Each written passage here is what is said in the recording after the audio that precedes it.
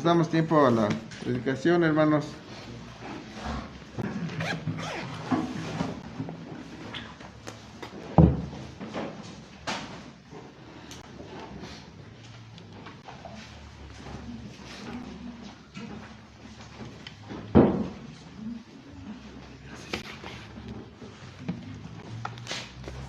Bueno, vamos a acomodarnos en este pasaje del Salmo número 85 y vamos a tener una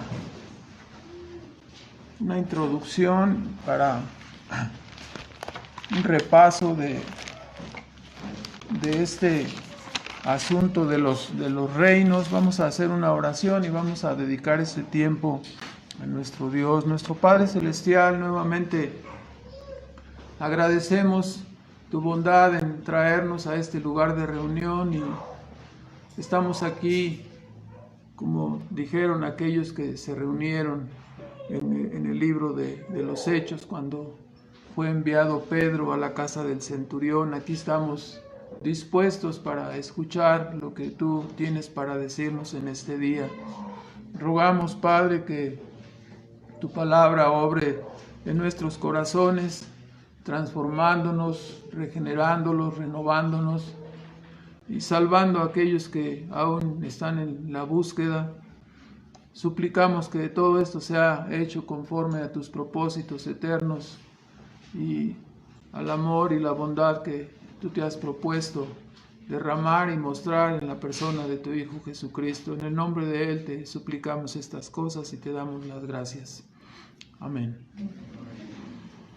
Bueno, entonces, como parte de este estudio de este salmo, estamos considerando, ¿no?, la historia del pueblo de Israel.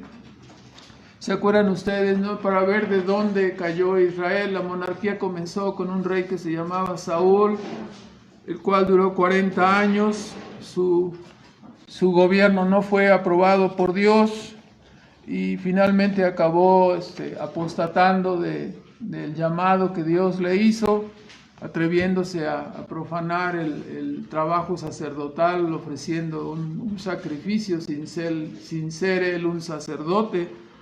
Así continuó. Después vinieron los 80 años gloriosos, se puede decir así, en parte de conquista por el rey David, 40 años de gobierno y después otros 40 años que fue prácticamente el esplendor de la monarquía hebrea, gobernando Salomón y extendiendo el reino.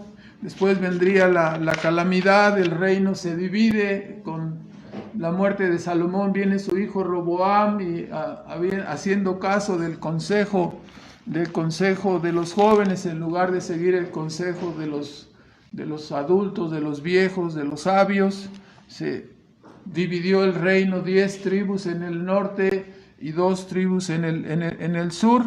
Después el resumen que ya conocemos, ¿no? En el reino del norte 210 años con 20 reyes, todos haciendo lo que no agrada a Dios, ¿verdad? Y todos hicieron esto y fueron juzgados, y en el año 722 aproximadamente antes de Cristo fueron entregados al cautiverio y llevados por Sennacherib, el rey asirio.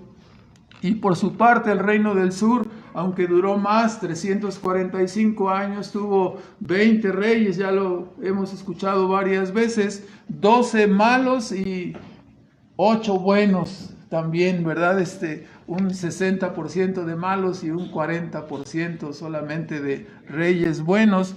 Finalmente el reino de Judá, aunque duró 345 años, finalmente vino su caída en el año 585 porque ellos no entendieron la lección que vieron de su vecino del norte, cayeron en los pecados semejantes, apostataron de la fe y fueron entregados a juicio por Dios a través de llevarlos a este cautiverio en Babilonia en el año 585.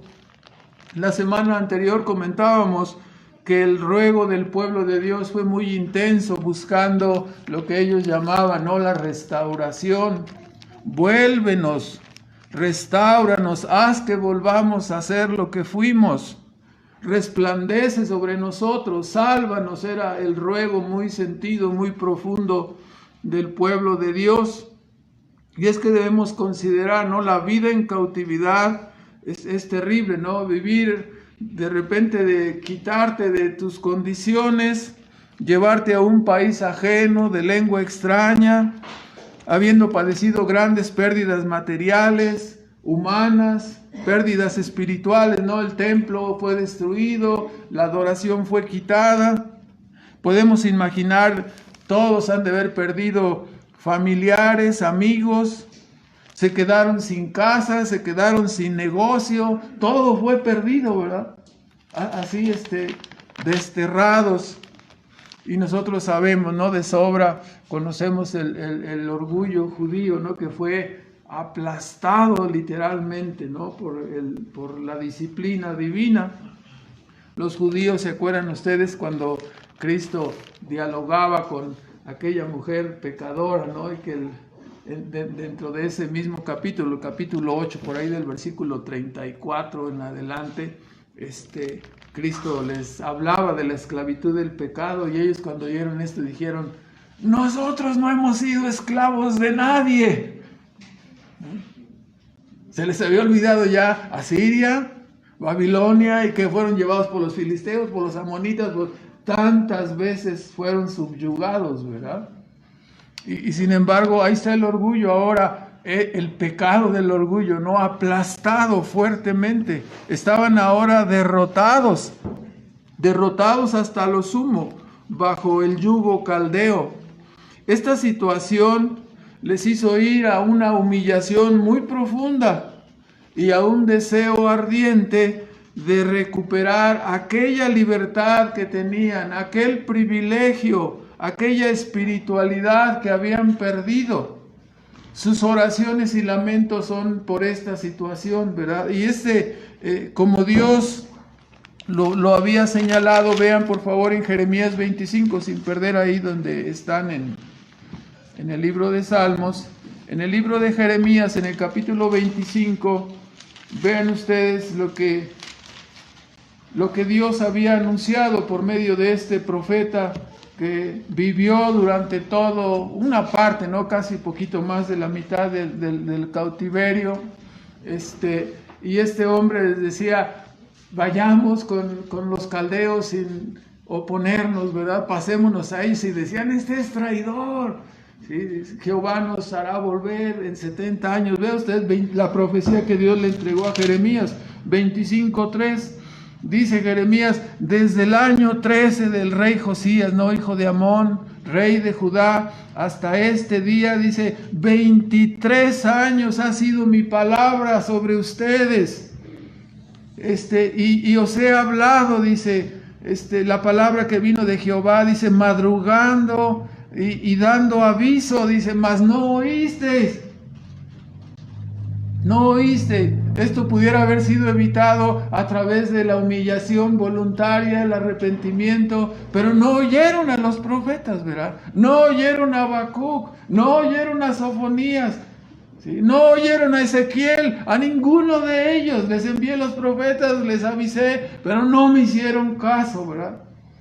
Entonces, dice en el versículo 8, por tanto, así ha dicho Jehová de los ejércitos, por cuanto no habéis oído mis palabras, he aquí enviaré yo y tomaré los linajes del norte, dice Jehová, y a Nabucodonosor, rey de Babilonia, mi siervo, o sea, su instrumento para meter bajo disciplina a Judá, dice, y traerélos contra esta tierra y contra sus moradores y contra todas estas naciones en derredor, y los destruiré y pondrélos por escarnio y por silbo y en soledades perpetuas, y haré que perezca de entre ellos voz de gozo, voz de alegría, voz del desposado, voz de desposada, ruido de muelas, luz de lámpara. Toda esta tierra será puesta en soledad, en espanto, y servirán estas gentes al rey de Babilonia 70 años. Esta es la duración de ese cautiverio, ¿no? Y será que cuando fueren cumplidos los 70 años, Dios había anunciado, dice, visitaré sobre el rey de Babilonia y sobre aquella gente su maldad, ha dicho Jehová, y sobre la tierra de los caldeos, y pondréla en desiertos para siempre. Entonces nosotros nos damos cuenta, ¿no?, que Dios anuncia que liberará de antemano, liberará a su pueblo después de 70 años de disciplina. Y como el salmo que vamos a ver el día de hoy comienza así en el versículo 1, ¿verdad? Véalo usted, por favor. El Salmo 85, en el versículo 1, nos dice específicamente: fuiste propicio a tu tierra, oh Jehová, y volviste la cautividad de Jacob.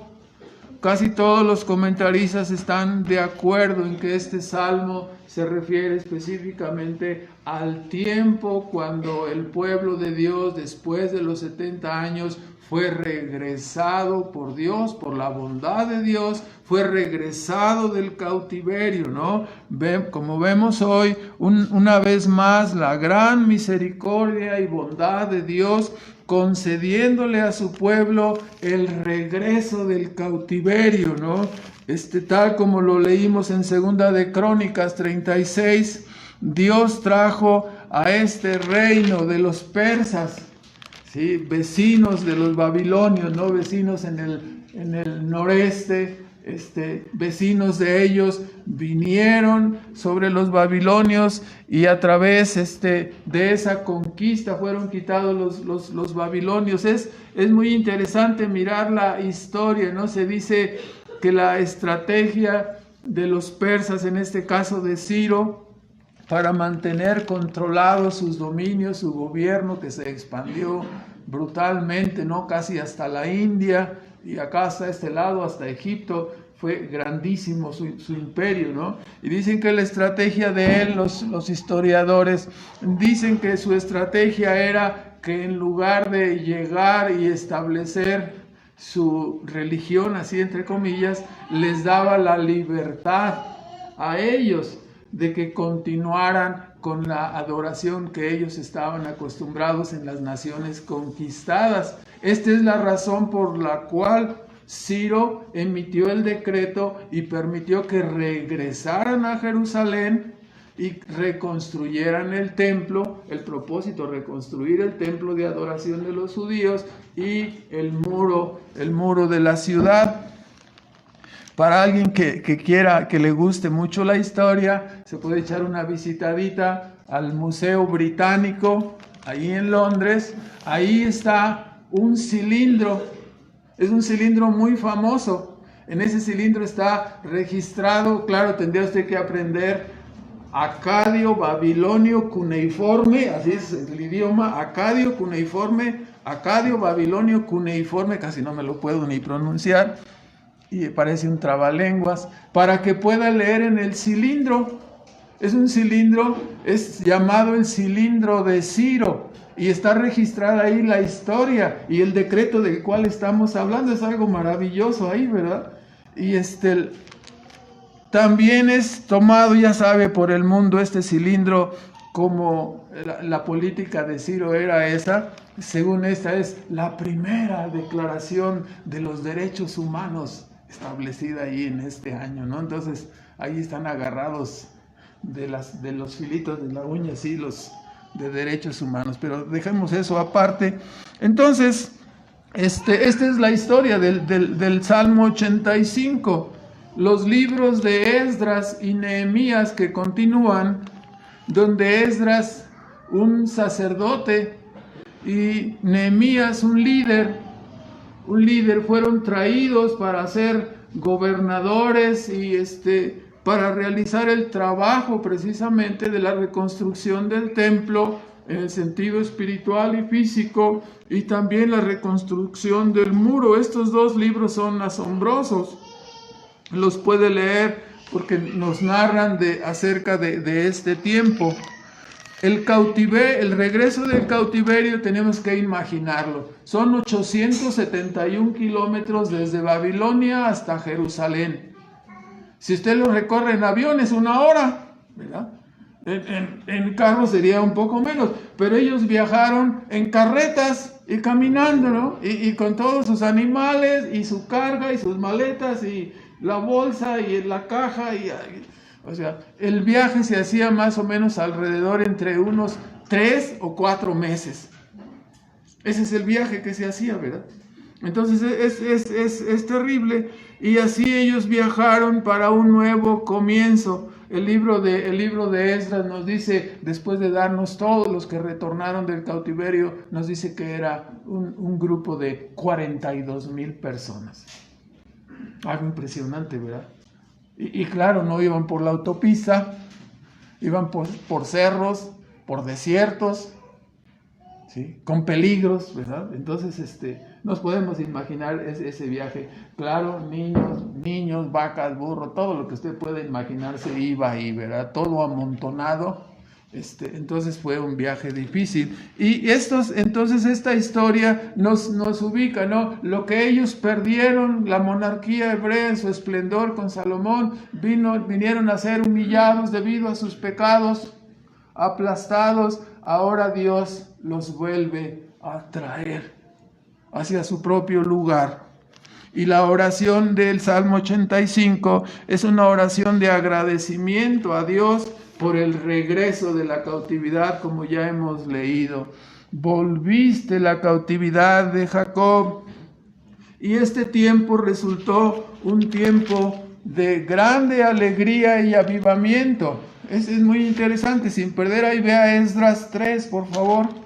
El libro de Esdras, en el capítulo 3, nos indica, ¿no?, un pasaje que en lo personal siempre me ha parecido muy atractivo, muy persuasivo. Nos dice, ¿no?, que es llegado el mes séptimo, ya tenían 7 meses de haber regresado a su tierra, ya los hijos de Israel estaban en sus ciudades, y se juntó el pueblo como un solo hombre, ¿no? Habían regresado, ya no estaban divididos, ya estaban ahora unidos, dice, como un solo hombre.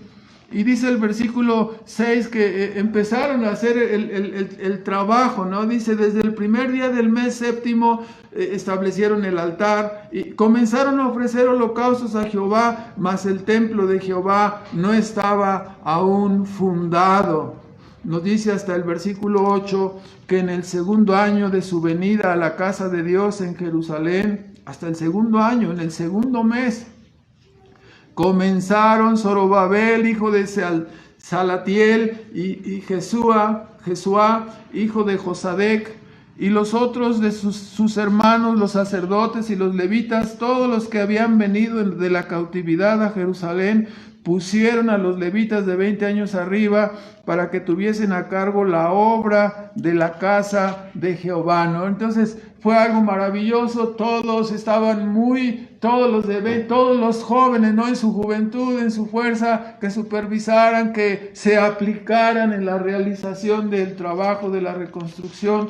Y ustedes pueden notar aquí lo que vamos a decir, o lo que hemos estado tratando de decir, que era un tiempo de alegría, de gozo, de avivamiento en los corazones. Dice, Jesuá, también sus hijos y sus hermanos, Cadmiel y sus hijos, los hijos de Judá, como un solo hombre asistían para dar prisa a los que hacían la obra en la casa de Dios, los hijos de Enadad, sus hijos y sus hermanos los levitas.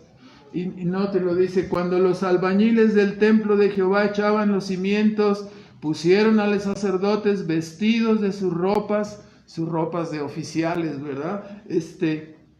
Con trompetas, a los hijos de Asaf, los levitas hijos de Asaf, con címbalos. Aquí sí, la palabra címbalos, hay 2 instrumentos específicos. Uno es como platillos, son llamados címbalos. El otro es como un salterio, pero en lugar de tocarlo así de pellizquito o con su plumita así, lo tocan como con unos pedacitos de madera, como unos trinches de madera así invertidos, y tocan ese se llama también címbalo.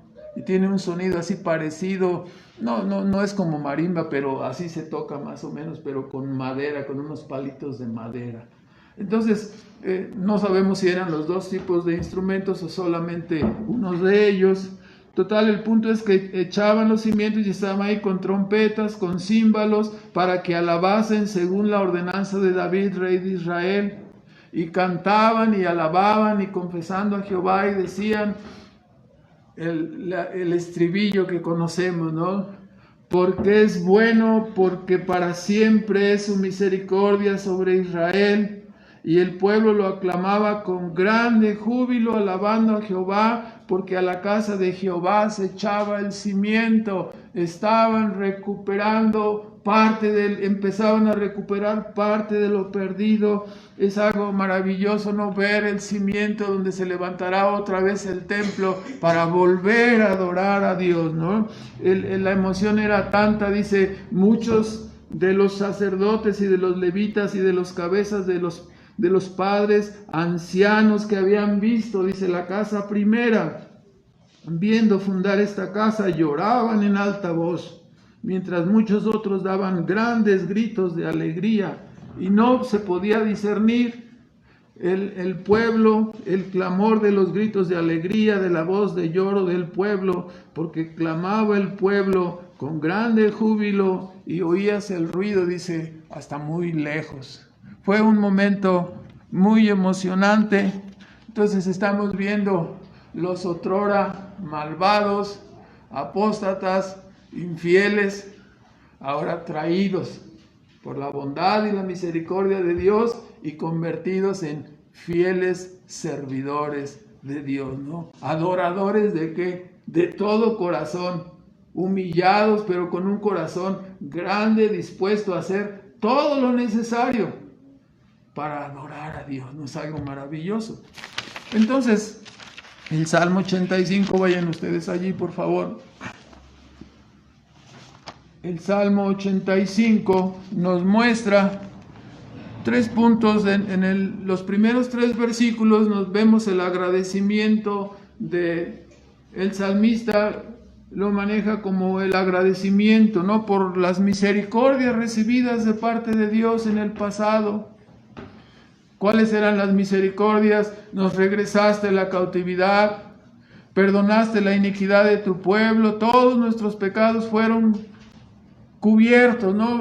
Tu ira ya se detuvo, dejaste toda tu saña, tu ira, te volviste del furor de tu ira, ¿no? Entonces, como ya mencionamos, todo eso se puede decir aquí en 3 versículos. La oración inicia agradeciendo por esta enorme bendición del regreso, lo cual implica, ¿no? A todas luces el control soberano de Dios sobre las naciones, sobre la historia. Lo que vivimos siempre, lo hemos dicho, ¿no? Es el desarrollo del proyecto completo de Dios. La historia de nuestro mundo es el desarrollo del proyecto redentor de Dios para la gloria de Cristo. Y aquí lo estamos viendo. Si el pueblo no regresa, no hubiera habido Judá, no hubiera habido la descendencia, la genealogía, no hubiera venido el Mesías. Fueron guardados, no fue preservado, porque el proyecto de Redentor es el que rige y gobierna todos los acontecimientos que suceden en nuestro mundo, ¿no? Entonces, vemos el control soberano para traer a los persas en el momento exacto al cumplimiento. Aquí hay que notar que el cumplimiento, como fueron varias incursiones de Nabucodonosor, el cautiverio se cuenta, normalmente los historiadores, los teólogos cuentan el cautiverio desde la primera incursión de Nabucodonosor, que está registrada en el capítulo 24 de Segunda de Reyes. Es su primera incursión. Ahí empieza el conteo del cautiverio para los 70 años. Entonces, así los persas actuaron como por cronómetro, ¿verdad? Entonces, llegado el momento, vienen los reyes persas y conquistan.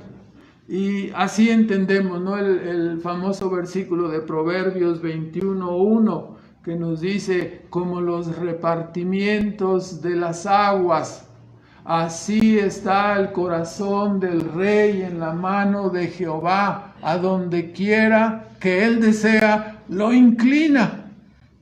Y eso sucedió con los persas. En el momento específico, Dios movió el corazón de ellos, pues, vamos a conquistar a estos caldeos. Y los conquistaron.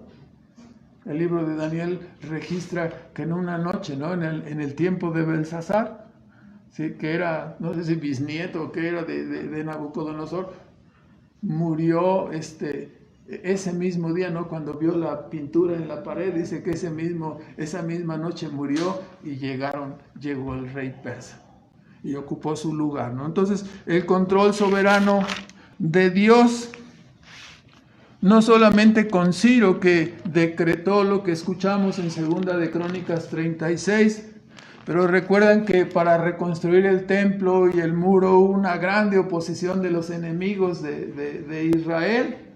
Entonces le mandaron el chisme a otro rey que se llamaba ya más adelante Artajerjes, porque se suspendió la obra. No, si dejas que construyan el muro ya no te van a pagar impuestos, ¿qué vas a hacer? Y total, le echaron toda la jiribilla posible y Artajerjes contesta cuando los judíos le dijeron, aquí está el decreto de Ciro, búsquese ahí en los archivos de los reyes de Persia, y encontraron el registro, ¿no? Y vieron ahí el permiso. Y también el hecho de que Ciro había dicho, de la hacienda de los persas va a salir el dinero para reconstruir ahí. Entonces Artajerjes, en lugar de impedir la obra, dice, Dios inclinó su corazón, denles todo lo que necesiten cuando vayan a los tesoreros de los que están a la otra parte del río, que también son mis dominios, denles todo el dinero que necesiten, hasta no sé cuánto, y todo lo que ellos ocupen. Entonces así los enemigos, en lugar de detener la obra, tuvieron que sacar y pagar la obra, ¿no? Entonces algo impresionante. Este regreso significaba, por supuesto, versículos 2 y 3, que Dios ya no estaba enojado con su pueblo, ¿verdad? Dios había perdonado su pecado, su infidelidad, sus idolatrías. Dios había perdonado todo. Y ya no estaba airado con ellos, se había reconciliado. Por supuesto, cuando nos habla de perdón, implica que estas personas estaban arrepentidas, estaban humillados y arrepentidos de lo que había sucedido, ¿no? Que habían pedido perdón a Dios y Dios les había concedido que sus pecados quedaran cubiertos. Había aceptado sus sacrificios donde ellos se acuerdan, ¿no? Toda la rutina del Antiguo Testamento, el animalito, ahí está el oferente poniendo la mano sobre la cabeza del animal y el sacerdote matándolo, ¿no? Recordándonos continuamente que el que debía morir por el pecado, ¿quién es? La persona, pero Dios aceptaba esa sustitución. Algo maravilloso, ¿verdad? Y ahora ellos habían confesado su pecado y arrepentidos estaban ahora dispuestos a edificar el templo, a reconstruir los muros, ¿sí? Un perdón completo estaba allí. La amistad entre Dios y el infractor se había restaurado a través del arrepentimiento. Ojo con esto, ¿no? No puede haber amistad entre Dios y nosotros si no hay un verdadero arrepentimiento del pecado. No se puede. No puede haber perdón ni aceptación de Dios sin un verdadero arrepentimiento. Tú puedes decir, no, ya, ahora sí, medio me voy a enderezar, como que en lugar de meterme todo al lodo del pecado, nada más voy a meter este pie y ahí lo voy a mover tantito, ¿verdad? Te tienes que arrepentir completamente, ¿verdad? Si no hay un perdón, un arrepentimiento verdadero, no hay un perdón específico de Dios. Hay que entenderlo, en su estado natural, el hombre caído, ningún hombre puede ser recibido por Dios en su estado natural. Como nacimos así en este mundo, como somos, en nuestro estado natural, no podemos ser recibidos. tenemos la herencia del pecado, la maldad está en nosotros, y Dios enseñó esta lección, como estamos diciendo, a través de los sacrificios y de las ceremonias del Antiguo Testamento. ¿Cuáles? Tu pecado, por mínimo que sea, ofende la santidad divina y merece la condenación. Sí te puedo aceptar, ¿sí?, por el sacrificio en las figuras y sombras, por el sacrificio de un animal en el Antiguo Testamento, te puedo aceptar, pero tienes que entenderlo, no haz bien el sacrificio. El que debe morir por el pecado eres tú. Tienes que entenderlo. Si no lo entiendes así, no puede haber un verdadero, un genuino arrepentimiento, ¿no? Esas sombras quedarían echadas atrás por la persona y la obra de Cristo, ¿no? Mediante un verdadero, por supuesto, arrepentimiento, producido por la convicción del Espíritu Santo, la obra de Dios en el alma, no regenerándola para darle la espalda al pecado, para confiar en Cristo Jesús. Entonces, por eso los oferentes del Antiguo Testamento ponían su mano sobre el sacrificio, imputando figurativamente su pecado en el animal, y de esta manera eran cubiertos, ¿no? Una sombra y una figura de la doble imputación que Cristo hizo en la cruz. Nosotros pusimos nuestros pecados en Él y Él puso su justicia en nosotros, y de esta manera nosotros podemos ser salvos, ¿no? Cuán clemente, cuán misericordioso fue el Señor en perdonar y traer a estos cautivos, ¿no? De la misma manera, como veremos, cuán clemente, cuán misericordioso es Dios en perdonar y traer a los fugitivos, a los pecadores de este tiempo también, ¿no? Salvándonos por medio de la obra de Cristo. Ahora, en segundo lugar, desde el versículo 4 al 7, hay una oración que es conocida como la oración del avivamiento, dicen algunos, la oración para la petición de un avivamiento. Restáuranos otra vez, versículo 4. Y es que debemos entender por qué vuelven a pedir restáuranos. Vuélvenos, claro, en la versión antigua, vuélvenos, no restáuranos, vuélvenos. Entonces, las dos cosas es la traducción. Vuélvenos, oh Dios, salud nuestra, y haz cesar tu ira. Y con tres preguntas retóricas, en su oración, el salmista argumenta, ¿no? Para obtener ¿qué cosa? Bueno, es que el regreso del cautiverio hacia Jerusalén es entendido en la Escritura como nos volviste a dar vida. Vea usted, sin perder lo que estamos viendo en Esdras 9, en el versículo 8, Esdras 9, muy importante para nosotros también, Esdras 9 en el versículo 8, y ahora dice, en la oración de aquí de Esdras, el sacerdote dice, ahora, como por un breve momento, bueno, desde el 7 dice, desde los días de nuestros padres hasta este día, estamos en grande culpa por nuestras iniquidades. Nosotros, nuestros reyes, nuestros sacerdotes, hemos sido entregados en manos de los reyes de las tierras a cuchillo, a cautiverio, a robo, a confusión de rostro, como hoy día.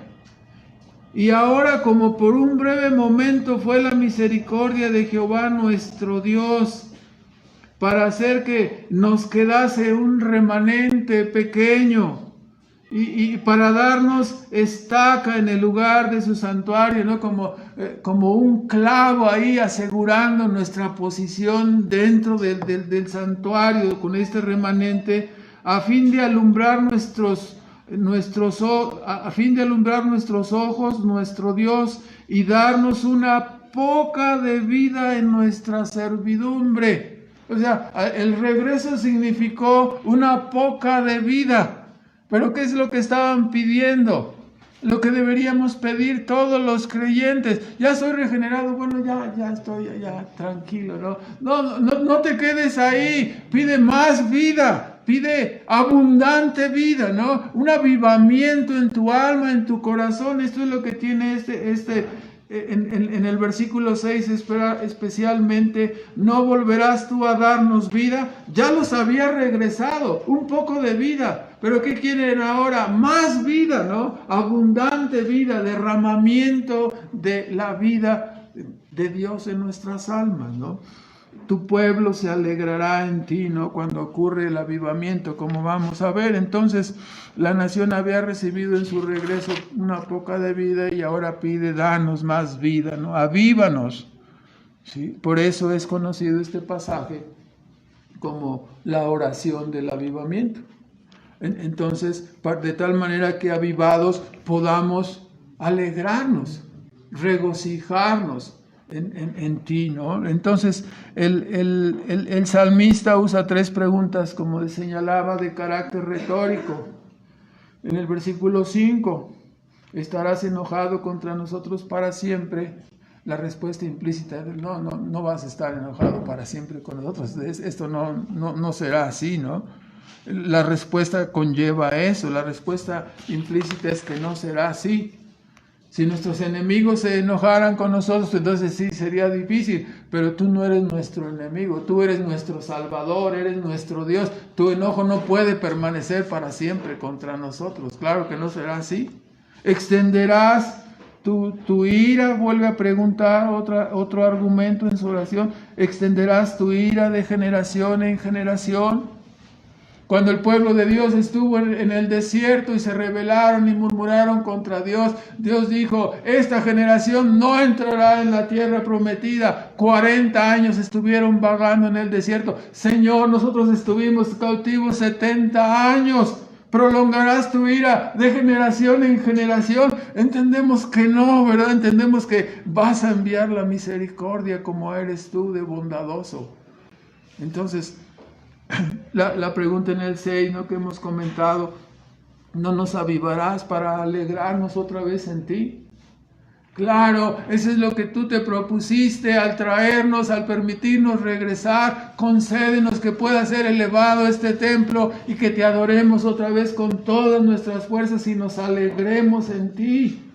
Que gocemos de esa comunión que tuvimos, de ese esplendor que tuvimos, ¿no? Notemos especialmente, ¿no?, aquí el versículo 6. Dice: no volverás a darnos vida, y el sentido: tu pueblo se alegrará en ti. Tu pueblo encontrará, ¿no?, el gozo y la felicidad. Debemos notar, ¿no?, que el verdadero gozo y la felicidad que se pueden obtener en este mundo, ¿sí? En este mundo, ¿sí? El verdadero gozo y felicidad que podemos encontrar los seres caídos es un subproducto de nuestra relación con Dios. Sin esa relación no podemos encontrar nada en este mundo. Todo se vuelve vanidad y aflicción de espíritu. La verdadera felicidad solamente está en nuestra relación con Dios. Él es nuestro tesoro, Él es nuestro gozo, Él es nuestra felicidad, nuestra relación con Él. Fuera de Dios, todos los goces y alegrías son temporales, perecederos. Llámese el éxito, la fama, la riqueza, el amor terrenal. Todo se vuelve vacío, no satisface, se agota. Solo en Cristo el gozo y la esperanza son eternos, son para siempre. Por eso, cuando el Señor nos rescata y le encontramos, ¿no?, porque Él nos seduce y nos atrae, encontramos el gozo que es de carácter eterno. No se nos quita, ¿verdad? Y es algo maravilloso. Solo en Dios encontraremos la felicidad eterna. Si usted dice: no, yo me voy a casar con este muchacho porque está bien guapo y él me va a hacer feliz. No va a ser así. Y si usted se casa con esta muchacha que es muy guapa y de muy buen carácter, ella me va a hacer feliz. No, cuando tengamos hijos, ellos van a ser nuestra felicidad. No. ¿Dónde está la felicidad? Está en Dios, en nuestra relación con Dios. A través de ello se endulza todo el agua que tomamos aquí, todo lo que tocamos aquí, todo lo que amamos aquí, es endulzado, es saborizado por esa relación y es bendecido. Así encontramos la felicidad desde ahora. Aunque solo es en parte, la encontraremos eternamente en el cielo. Pero es algo maravilloso, ¿no? Esta relación con Dios endulza todos los atoles, perdone la expresión, ¿no? Todas las aguas amargas. Solo en Él encontramos la felicidad eterna. Entonces, esto es lo que ocurre en la salvación. Encontramos destino, propósito y felicidad en Cristo. Y ya todo lo demás queda subordinado y saborizado. Y así caminamos en este mundo hasta salir, ¿no? Es algo maravilloso. Debido a la oposición, versículo 7, en este segundo punto, debido a la oposición que reinaba para impedir el establecimiento del templo, de los muros, de la adoración, una animadversión espiritual y física, material, ¿no? Que estaban padeciendo los de Israel, como padece el pueblo de Dios en toda la historia.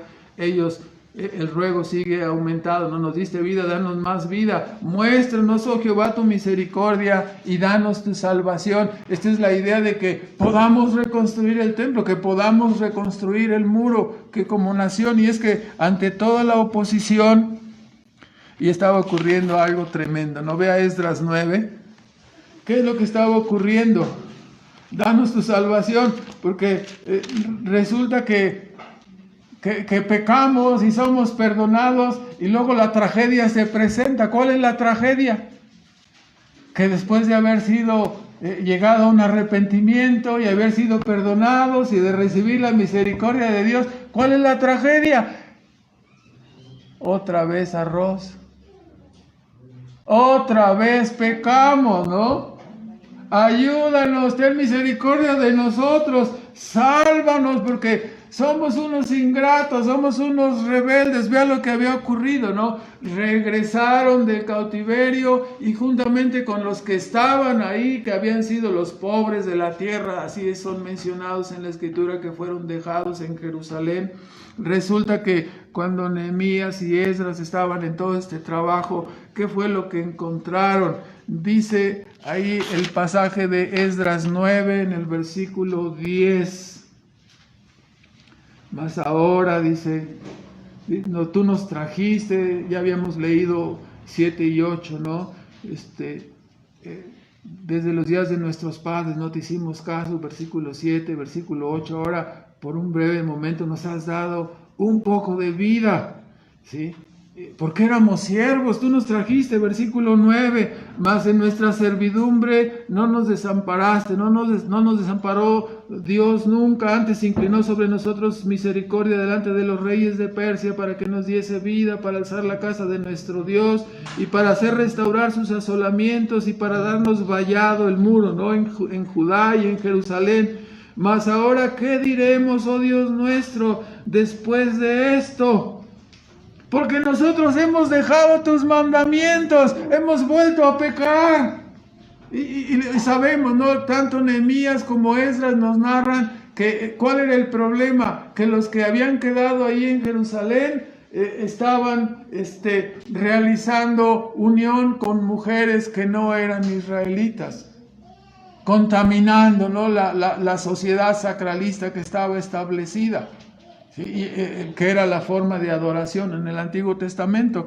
Y en el caso de Nehemías encontró que los que estaban ahí, que regresaron muy prósperos desde Babilonia, empezaron a dar préstamos, pero eran agiotistas y estaban siendo agiotistas con los propios hermanos de raza, a los cuales no se les debía, según la ley, cobrar interés.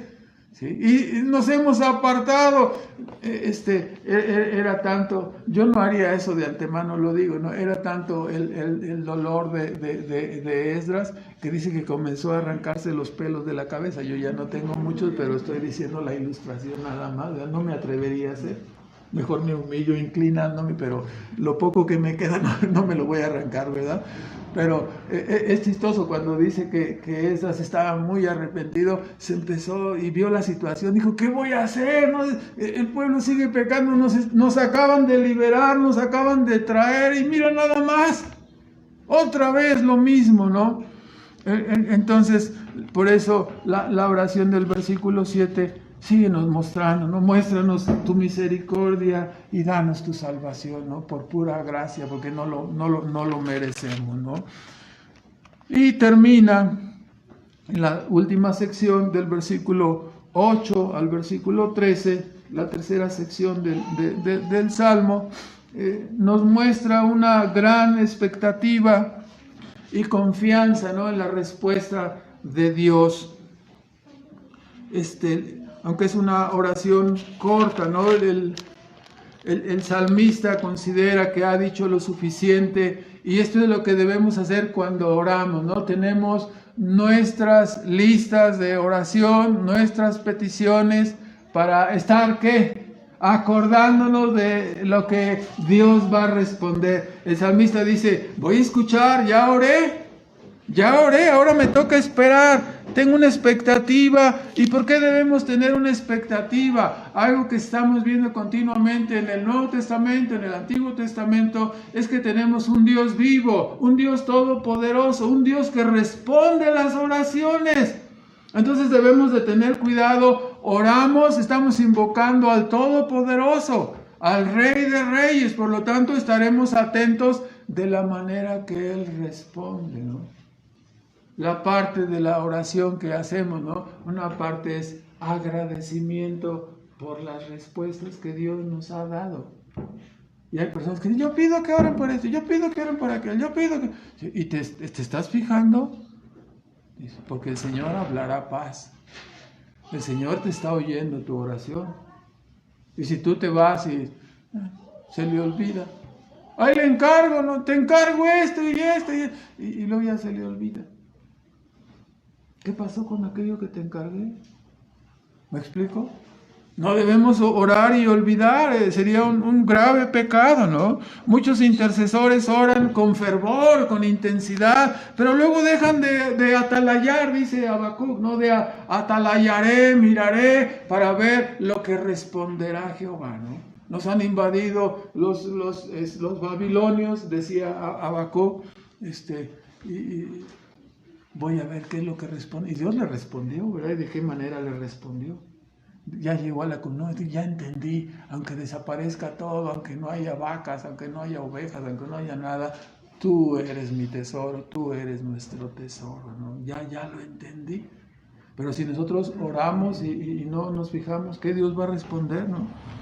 ¿Sí? No atalayamos lo que Dios hará, no prestamos atención a lo que hemos orado. Algunos intercesores oran y olvidan. Entonces es importante lo que el salmista dice, ¿no?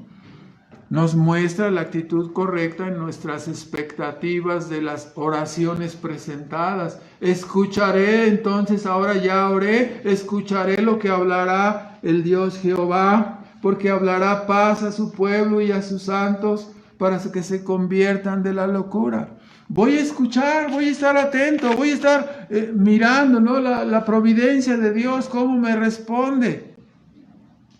Estoy seguro, dice el salmista, de que Dios hablará paz para su pueblo, ¿no? Y la paz de la cual habla el salmista aquí implica el bienestar completo de la persona, tanto en sentido espiritual como en sentido material. Dios nos traerá esa paz. Estoy cierto que obrará para el bien de los suyos. ¿No es eso lo que nos revela el Nuevo Testamento? Que Dios hace que todas las cosas obren para el bien de los que le aman. Exactamente, ¿no? Pero este es el mensaje. Entonces, gravemente estaremos actuando si oramos y luego nos olvidamos del asunto, ¿no? Peor aún, ¿no? Dios si es una petición de índole personal, y Dios te la concede. Te ruego tal cosa acerca de mi hijo, acerca de mi tío, acerca de mi mamá, y Dios te la contesta, y luego tú no tienes ojos para mirar esa respuesta, por lo tanto no habrá el agradecimiento respectivo, ¿no? Entonces vendrá, ¿cuál pecado, hermanos? La ingratitud, ¿verdad?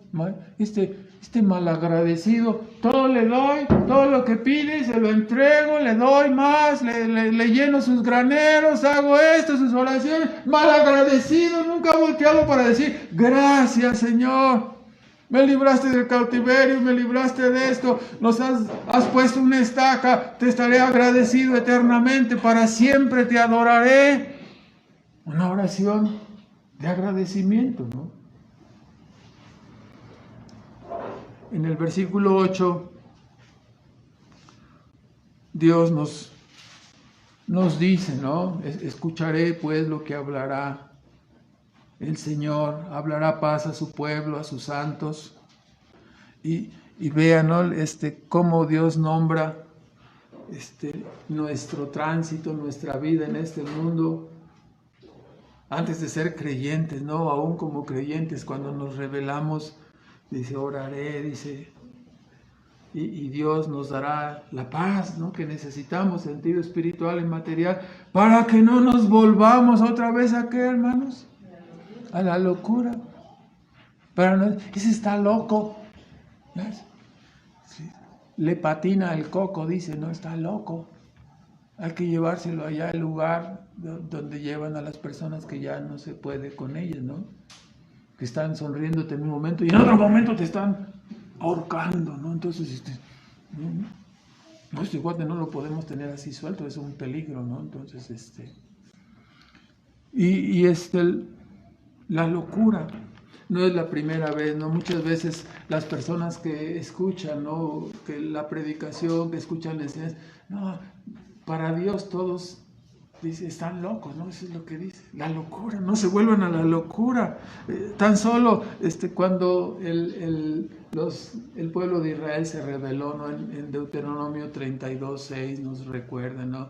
Dios diciéndoles, se rebelaron contra Dios, dice, pueblo loco e ignorante, ¿no? No es la primera vez. En el Nuevo Testamento encontramos a un hombre gadareno, al loco gadareno, ¿verdad? En rebeldía. No es extraño. Y yo le pregunto, ¿no es una locura, ¿sí?, que una cucaracha se sintiera reina y se subiera arriba de su casa y dijera, yo gobierno aquí y yo mando? ¿No es igualmente una locura que se suba un mortal, una criatura, alguien que es como el aliento, que los más fuertes, dice, duran 80 años y nuestra vida se va como un pensamiento, pero ese hombre que es como vapor, que sale y desaparece, se sube en el trono y dice, yo soy el rey? ¿Qué decimos? Está loco. Es exactamente lo que ocurre, ¿no? Es una criatura y se siente Dios. Sí, está loco. Eso es lo que Dios nos está diciendo, ¿no? Cualquiera persona que viva como pretendiendo ser Dios y dueño de su vida, Señor soberano, hace lo que quiere, deshace y torna y volveré. Y Dios dice, ya se volvió loco este. Pues sí. Es una locura, ¿no? El argumento entonces dice, avívanos, ¿no? Concede, venga tu misericordia y tu salvación. Voy a escuchar tu respuesta porque me hablarás paz y no me voy a volver loco. Cercana está su salvación a los que le temen, para que habite la gloria, ¿no? La presencia de Dios en nuestra tierra. Si Dios está cercano del pecador, ¿cuánto más de alguien que ha sido su pueblo, que ha sido su nación, a los cuales has traído desde el cautiverio y ahora estamos aquí? Seguramente tendrás también misericordia de nosotros que ya te conocemos, ¿no? Una gran confianza para los que tenemos una relación con Dios. Se quebrantó, se lastimó, Si Dios tiene misericordia de los que están alejados, de los que nunca se acercan a Él, no tendrá misericordia de nosotros que hemos quizás resbalado, tropezado, nos hemos torcido. No tendrá misericordia de nosotros. Porque pensamos que ya no nos va a escuchar, que ya no volverá, que tengamos confianza en Dios, ¿no? Digamos igual, Señor, resbalé, caí, concédeme, restáurame, aviva mi alma, ¿no? ¿Para qué? Para que habite la gloria en nuestra tierra, para que volvamos a adorarte con entrega, con felicidad, con todo el deseo de nuestra alma, decirte que te amamos, que te necesitamos, que sin ti nuestra vida no sirve, no vale. Tú eres la razón de nuestra vida aquí en este mundo. Adorarte y servirte y amarte es nuestro todo. Desde que te hemos conocido, tú has saborizado toda nuestra vida. Le has dado sentido. Entonces, queremos que nos avives porque queremos que estés aquí en medio de nosotros, ¿no? El avivamiento implica la presencia especial de Dios entre nosotros, trayéndonos convicción, salvación. Es el desbordamiento del fruto del Espíritu en nuestras vidas, ¿no? Gozo, paz, paciencia, benignidad, bondad. Jacob soñó, ¿no? Según Génesis 28, versículo 14, cuando iba de camino y se acostó sobre una piedra, recuerda que soñó, ¿no? Y vio la escalera donde subían y bajaban los ángeles. Y despertó sobresaltado, ¿no? ¿Y qué fue lo que dijo? Ciertamente la presencia de Dios está aquí y yo no me había dado cuenta, ¿verdad? Cuando Dios aviva nuestros corazones, estamos conscientes, deseosos, sensibles a todo lo que Dios hace, todo lo que Dios obra. Es una comunión, es como el cielo en la tierra. Los avivamientos documentados de las personas que sostenían las doctrinas que están en la Escritura, no es la locura, no se tiran al piso. O sea, es una convicción. Dice que llegaban enemigos, ¿no? a ese pueblo donde hubo un gran avivamiento en Gales, ya no me acuerdo, y se cerraron todas las cantinas, todos los lugares de vicios, y venían las personas y un cuate dijo, voy a matar, el predicador es el culpable, voy a ir a matarlo, y venía dispuesto a matarlo, y entrando dio 3 o 4 pasos, ¿sí? Y le abrazó la presencia de Dios y cayó convicto, y solamente su ruego era, ten misericordia de mí, Señor. Iba a matar al predicador y acabó arrodillado, suplicando ¿qué? Perdón de sus pecados. Cuando la palabra de Dios llega a nuestras almas, están avivados, hermanos, suceden estas cosas. La persona es convicta, sus ojos son abiertos. Ciertamente la presencia de Dios está aquí y yo no lo entendía, yo no lo sabía. Algo maravilloso, ¿no? No es algo de lo que queremos, ¿no? Que vengan nuestros familiares, que vengan nuestros amigos, que las personas que conocemos encuentren lo que nosotros hemos encontrado por la gracia de Dios en Cristo, para que sus vidas sean transformadas, para que tengan esperanza eterna. Hay vida, hay salvación, hay perdón en Cristo.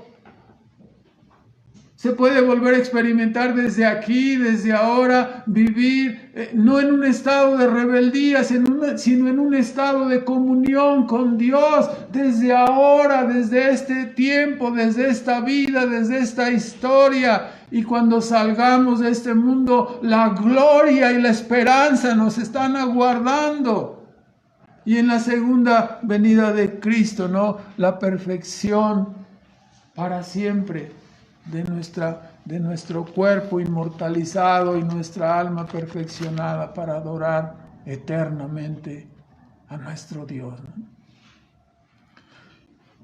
Viene el versículo 10 y 11, ¿no? Algunos consideran estos versículos, versículo 10 al 13, como mencionando una serie de cualidades espirituales que surgen entre el pueblo de Dios cuando el Señor visita a su pueblo, ¿no?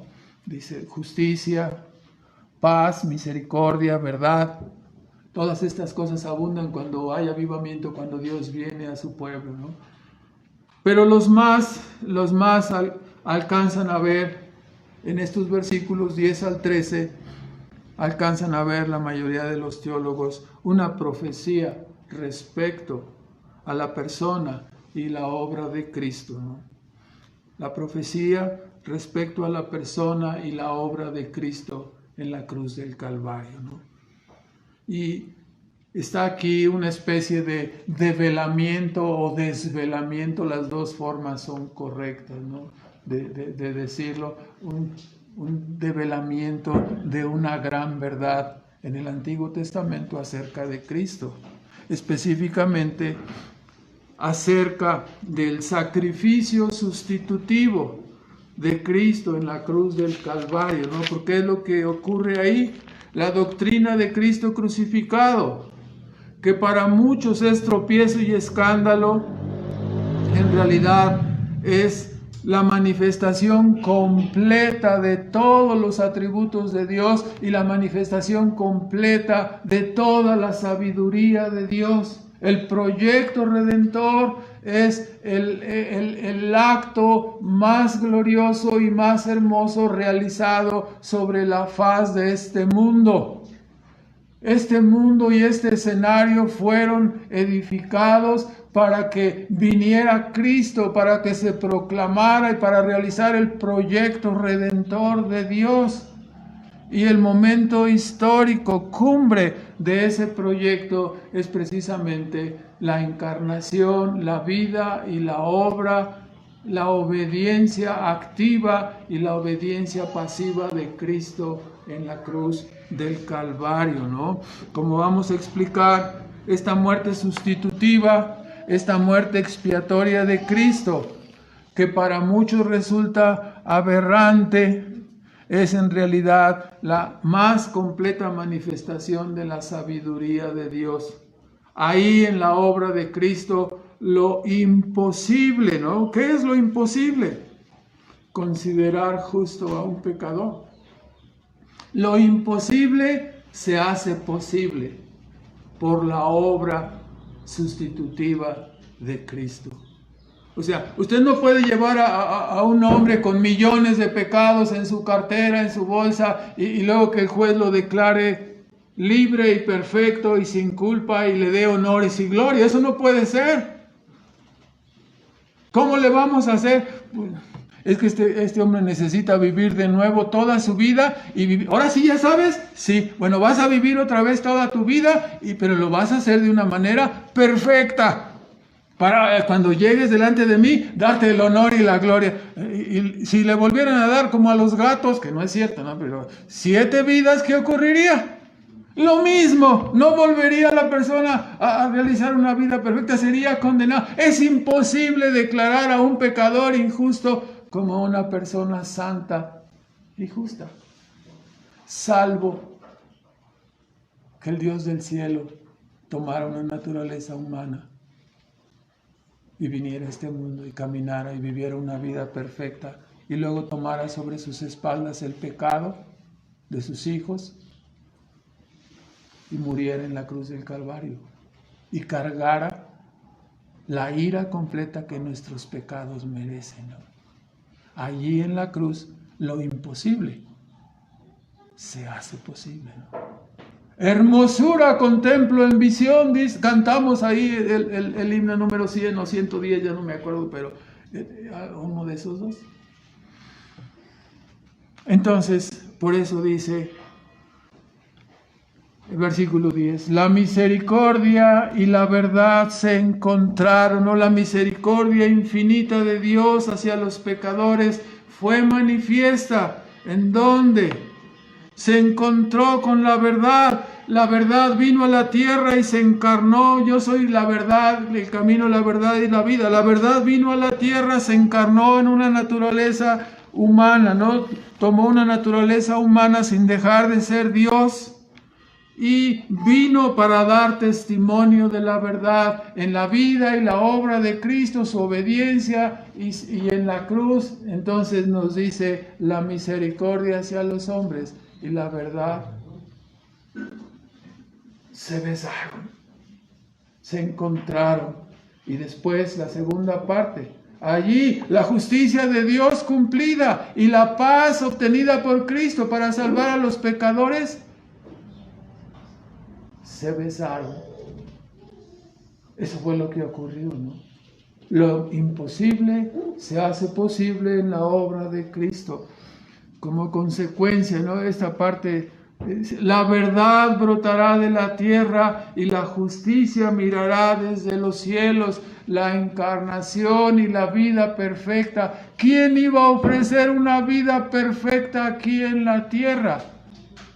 La verdad se encarnó. ¿Sí? La verdad brotó de la tierra en la encarnación de Cristo, en la obediencia de Cristo.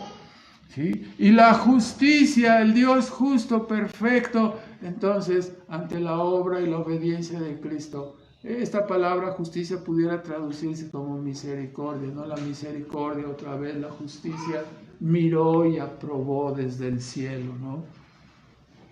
Y Jehová de esta manera dice, dará también el bien y nuestra tierra dará su fruto. Desde la perspectiva de Israel es la salvación y las promesas implícitas de Dios. Desde la perspectiva de los creyentes es la salvación completa, ¿no? En este mundo en parte y en la vida venidera. Algunos ven aquí en este versículo 12 algo del reino milenial, ¿no? Vamos a dejarlo solamente hasta allí, ¿no? Dará el bien. Ellos dicen que algunos interpretan ese pasaje como la bendición que vendrá con el reino presencial de Cristo en su segunda venida, ¿no? Finalmente, regresando al versículo 13, dice, la justicia irá delante de él y sus pasos pondrá en camino, ¿no? Y nosotros miramos a cuál persona se referirá este pasaje, sino a Cristo, ¿no? ¿Quién dejó la huella? ¿Quién dejó el camino? ¿Sí? Convirtiéndose de esta manera en el autor y consumador de la fe, de tal manera que nosotros ponemos nuestros ojos en Cristo y miramos su ejemplo y sus pisadas para seguirlo, ¿no? Para siempre. Entonces, así esta instrucción. Vamos a terminar con unos comentarios. En primer lugar, se nos vuelve a presentar la enseñanza de que la aflicción, en este caso la cautividad o algún otro evento que pudiera sucedernos, se convierten en ocasiones y oportunidades para llegarnos a Dios. Porque hay tanta circunstancia de adversidad, tanta tragedia en nuestro mundo, ¿no? Huracanes, temblores, muchas cosas, juicios. Todos ellos se convierten en oportunidades. El hombre caído no quiere volverse a Dios, ¿no? Entonces, en su bondad y misericordia, Dios envía tragedias, ¿no? Para sacudirlos, y algunos reaccionan, ¿no?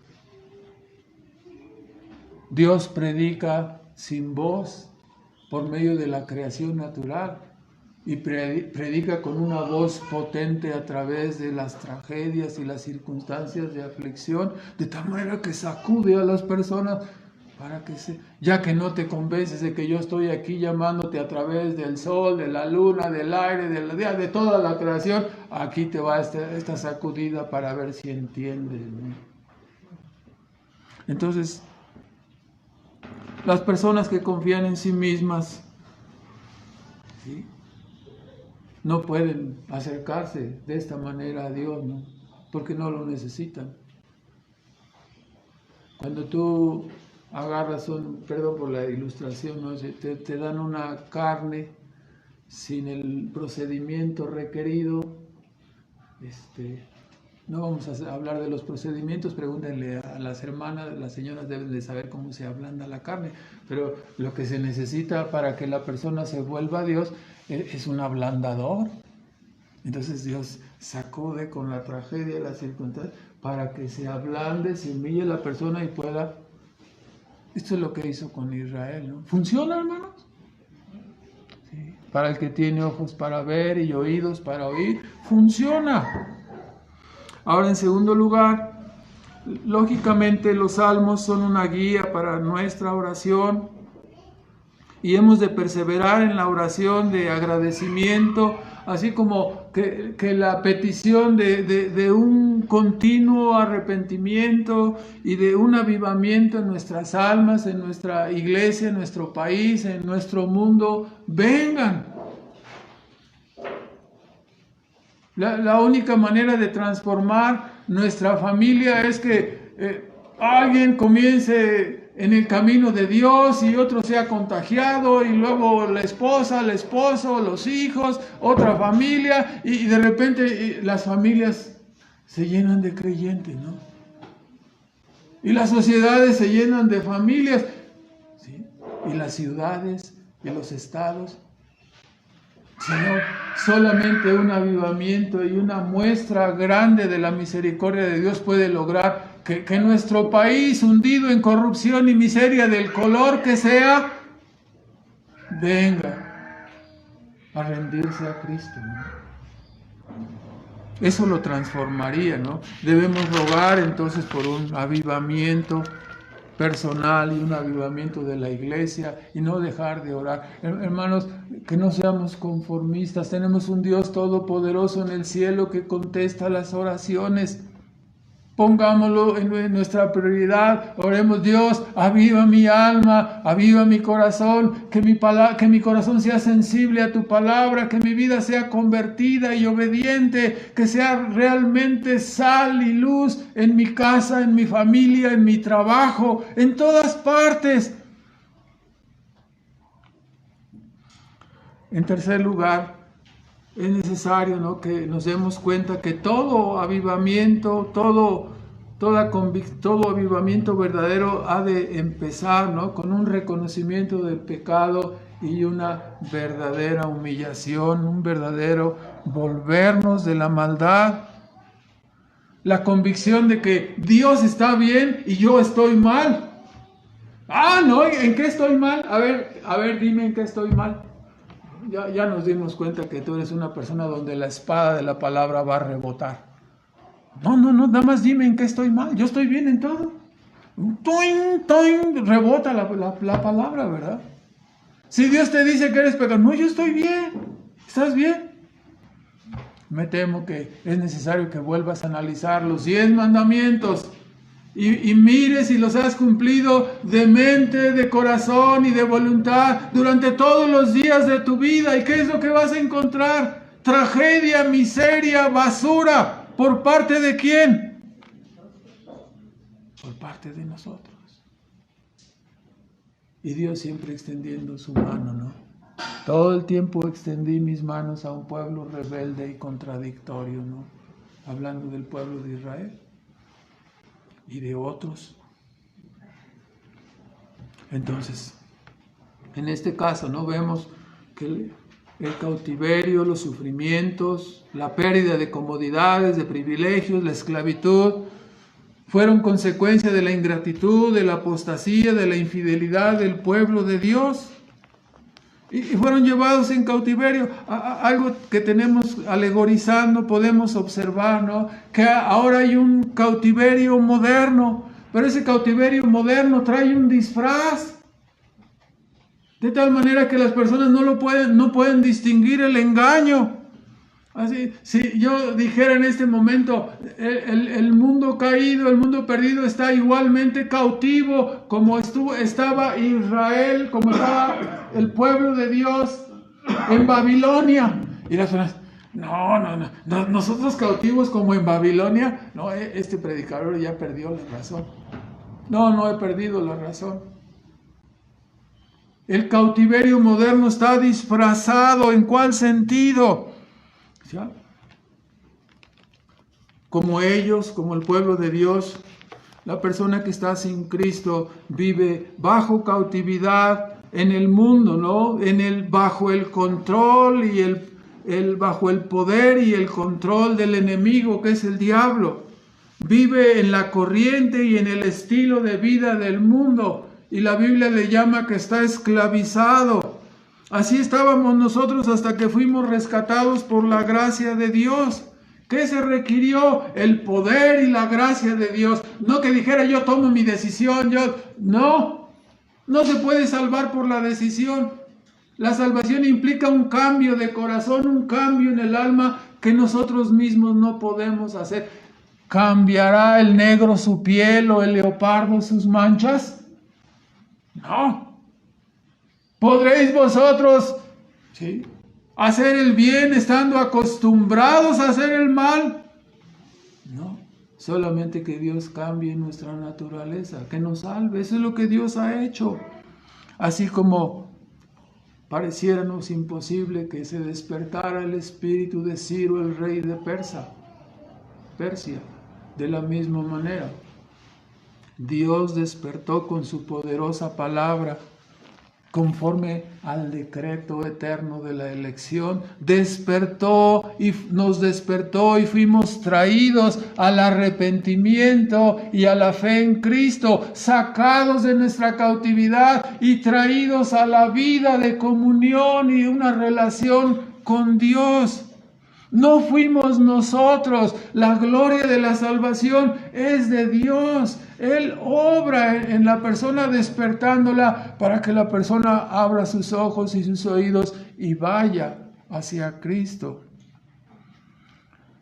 El disfraz, cuando hablo de un disfraz me refiero a que mucha gente ahora no se percata de que el diablo y la corriente de este mundo han vendido la cautividad en una forma engañosa, ¿no? La cautividad, ellos le llaman la verdadera manera de vivir como tú quieras. Tú eres el rey y el dueño de tu vida. Eres verdaderamente libre. ¿Sí? Si Dios realmente nos ha dejado en esa libertad es para que nosotros hagamos y vivamos como reyes haciendo lo que queramos y somos los reyes de nuestra vida. A tu modo. Tú piensas que eres el jefe, el rey, el señor y el dueño de tu vida, ¿no? Cuando no somos más que criaturas rebeldes que no quieren someterse a la voluntad y no quieren obedecer los mandamientos de Dios. Eso es lo que somos. Pero el mundo lo pinta como, no, tú sí haces lo que tú quieres, tú eres el dueño de tu vida, tú eres el rey, tú eres el Señor. ¡Qué grande eres tú! Tan importantes que son tus derechos humanos, tu reconocimiento, la exaltación de tu gran persona que tú eres. Para que cuando llegues delante de Dios te traigan al corrupto, traigan al homicida, al infierno.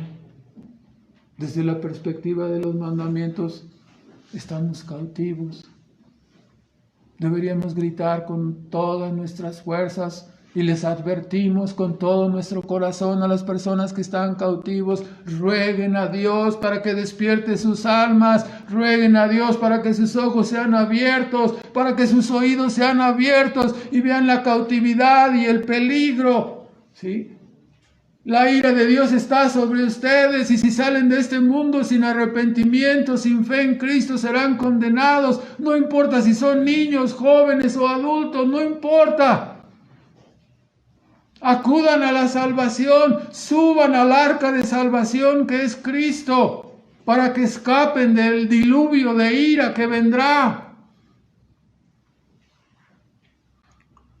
El hombre ha sido engañado de tal manera que mira el camino de Dios como esclavitud y el camino del pecado y del libertinaje lo mira como, esta es vida.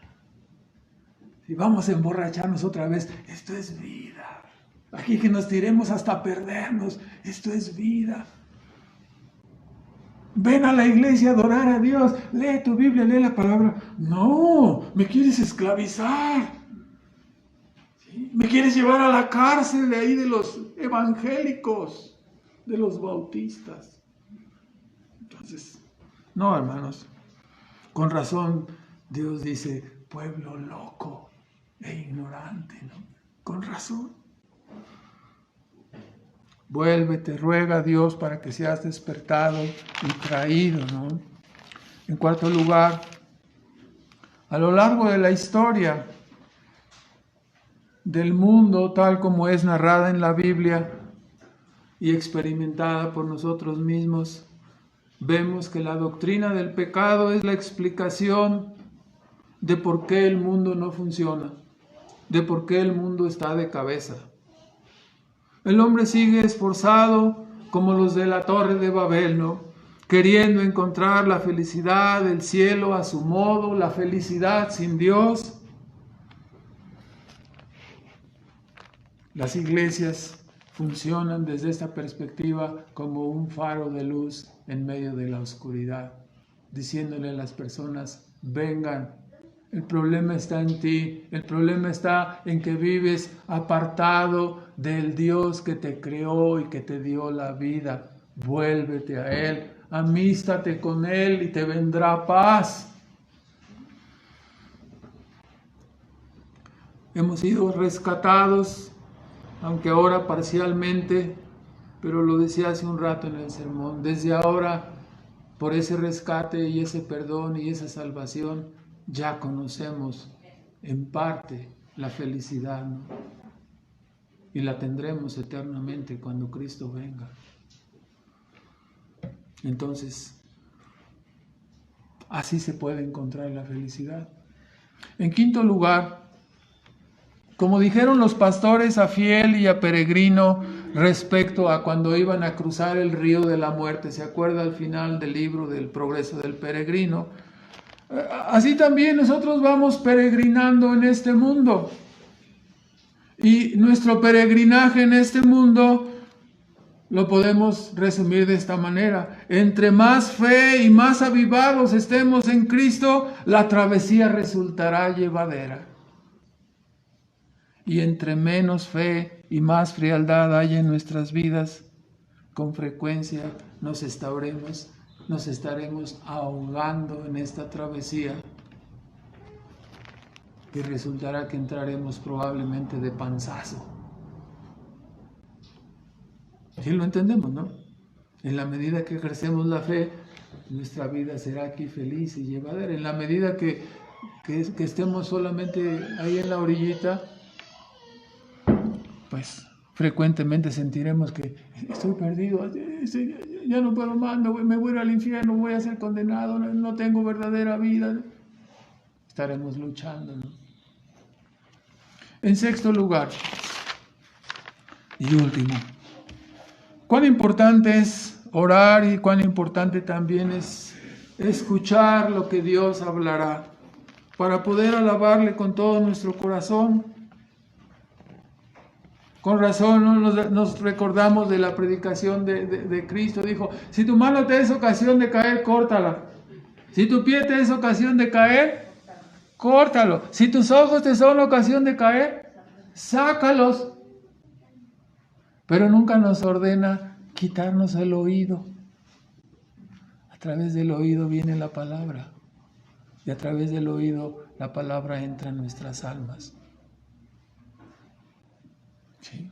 El versículo 8 nos dice, escucharé lo que hablará el Dios Jehová. Escuchar con el propósito de obedecer, no solamente oír con el oído físico. La puerta del oído es la puerta de la salvación. Si cortas el oído y ya no oirás, si cortas el oído, si ya no hay oído, te perderás, serás condenado. ¿Cómo entrará la salvación? La palabra de salvación. Ahora finalizamos recordándonos a nosotros mismos que miremos a los vecinos, no para estarlos espiando. ¿A cuáles vecinos? ¿A Israel? ¿A Judá? Miremos a los vecinos y aprendamos. Aprendamos, roguemos y esforcémonos, ¿sí? No solamente mirando y aprendiendo, pero esforcémonos por el avivamiento de nuestras almas, de nuestra iglesia, de nuestras iglesias, para que no nos deslicemos, ¿no? El estado ideal es que sigamos orando y rogando para que nuestras almas sean siempre avivadas, ¿no? La frialdad, si la frialdad llega y entra y permanece, ¿cuál es el siguiente paso, hermanos? La apostasía. ¿Cuál paso sigue? El juicio y la ira de Dios sobre la persona. Si es un hijo de Dios, disciplina. Si es una persona inconversa, el aplastamiento final, ¿no? Entonces, hermanos, nuestro Dios responde las oraciones y responderá nuestros ruegos. Así que animémonos a orar y perseveremos en ello, ¿no? Que Dios bendiga su palabra. Nuestro Padre Celestial, damos las gracias en esta mañana por tu bondad, en hablar a nuestras vidas, Señor, en traer tu gran misericordia y bondad, Padre, para que ninguno de nosotros desmayemos en nuestro ruego y en nuestra petición, para que seamos restaurados y para que seamos avivados. Nosotros que hemos pecado contra ti, nos hemos vuelto. Padre, ayúdanos y restáuranos, Señor, y danos la vida, el avivamiento que nuestras almas necesitan, Padre. Te necesitamos a ti, Señor. Nuestro gozo, nuestro disfrute está en amarte, en adorarte, en bendecir tu nombre.